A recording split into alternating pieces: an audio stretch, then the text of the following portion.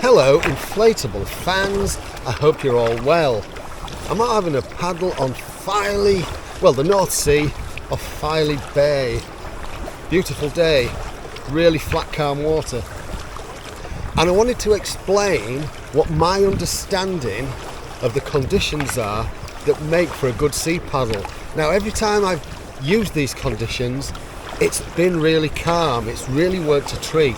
It is lovely.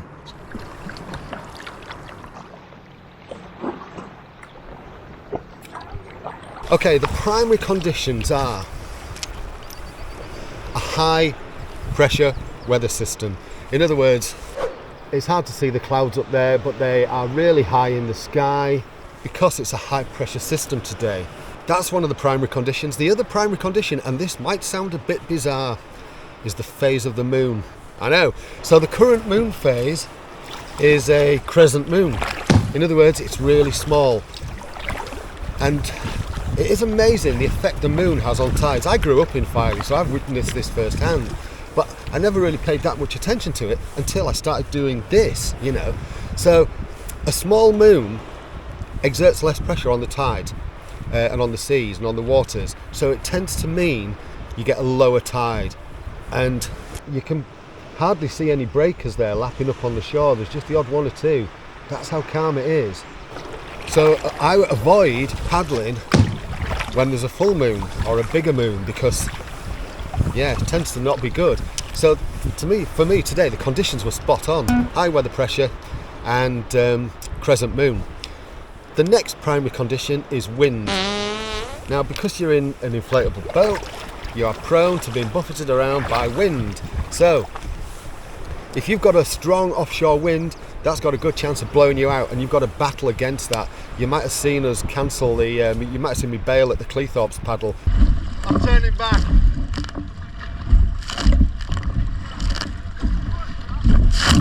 I'm turning back, I don't like it. That was because there was a strong offshore wind. I wasn't happy there at all.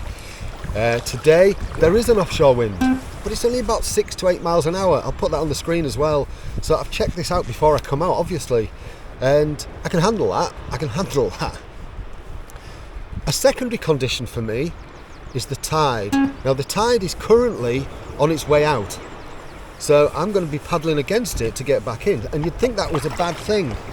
But the tide in Filey, the difference between high tide and low tide is about 400 to 500 yards. It's not big, it's half a mile tops. And that's not a long stretch. And it takes 6 hours to get there, 6 hours to move half a mile. Can I paddle faster than half a mile in 6 hours? Of course I can. So that's not a primary concern here. There may be tidal conditions where there are currents and stuff which travel faster than that. Those are what you're going to struggle against. It's no different to being on, say, the River Ouse in York. The general flow on that is approximately, it's less than a mile an hour. Less than 1 mile an hour. So when you're paddling upriver, if your average paddling speed on flat water is 3 mile an hour and you're paddling against a 1 mile an hour flow, you're going to be doing about 2 mile an hour. You get the idea how one cancels the other out. So if you can paddle against something, if you know you've got the capacity to travel at that kind of speed, you're going to be all right. So those are my main things, the things that I use as conditions for determining whether I'm going to go out on the sea or not. That's it. If you've got any others that you think are important, by all means let me know. Drop them in the comments. Always happy to add to my knowledge. I'm basing that based on here, the North Sea, which is generally quite volatile. But every time I've got those conditions right, those conditions have been in alignment, it's been good. There have been times when I've screwed that up. I'll show you a couple of clips. Don't like it! Oh shit. Yeah, completely screwed that up. What I would also add to these conditions that I've found are conducive to a good paddle is my philosophy behind this too. Now, when you watch a lot of those lifeboat programs or any kind of accident rescue programs, you tend to find that the person being rescued, if they're alive, says two things. One of two things, but usually both. One, I thought I could handle it. Two, I didn't expect it to be so bad, meaning the conditions. And what they do is effectively overestimate their ability and underestimate the conditions.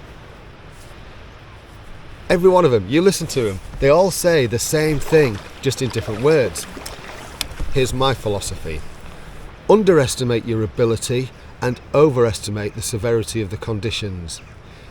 That way, it doesn't mean you will not take any risk, you won't get into any trouble, but the risks that you take are more likely to be ones that lead to a learning experience and not a damn dangerous one. Just something else to bear in mind, isn't it? Ever since I started paying attention to those conditions, it's been right. As I say, if you've got anything else to say to add to this knowledge, please chuck it in the comments. Let's make it a little resource pot for us inflatable fans. That's all for now. You take care of yourself. Thanks for watching. Cheerio.